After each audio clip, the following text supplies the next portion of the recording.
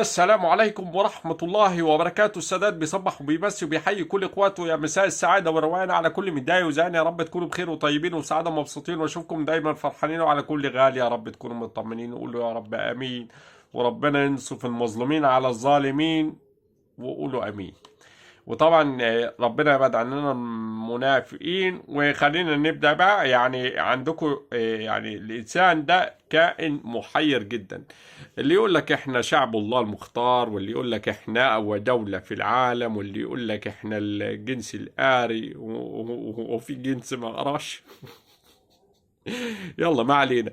وتجيلك بقى الفنانة زينة او اي واحد من اللي موجودين دول يقول لك احنا تبع الاشراف. يا حبيبي، او انت خط خلاص كده يعني ضمانة انك انت هتبقى من 10 مبشرين بالجنة، معصوم من الخطأ حضرتك.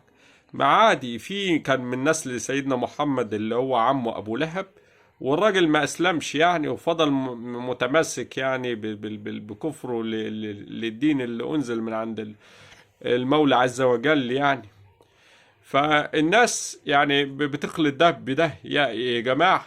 وبعدين يعني أنا عايز أقول، وأنت من أنو أشراف يعني؟ أنا ممكن أسأل أي حد يعني، ما ترد ده ليمبي.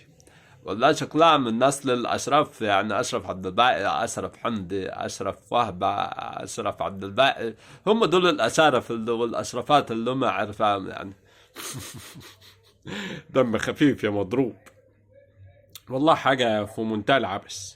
أين شيخ الأزهر؟ أين شيخ الأزهر الأستاذ الدكتور أحمد الطيب؟ الحق يا دكتور، الحق. يعني من ساعة ما شفنا يعني في عبده خدت الأم المثالية، والأستاذة سمية الخشاب خدت ختم سيدنا محمد من دولة السعودية، واحنا ما جيناش قدام. فياريت يرجى الالتزام بالأخلاق، عشان المسيح الدجال مش هيلاقي حاجة يعملها. فتوبوا، الله يرضى عليكم.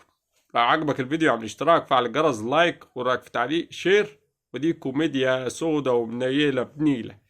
والسلام عليكم. سلام.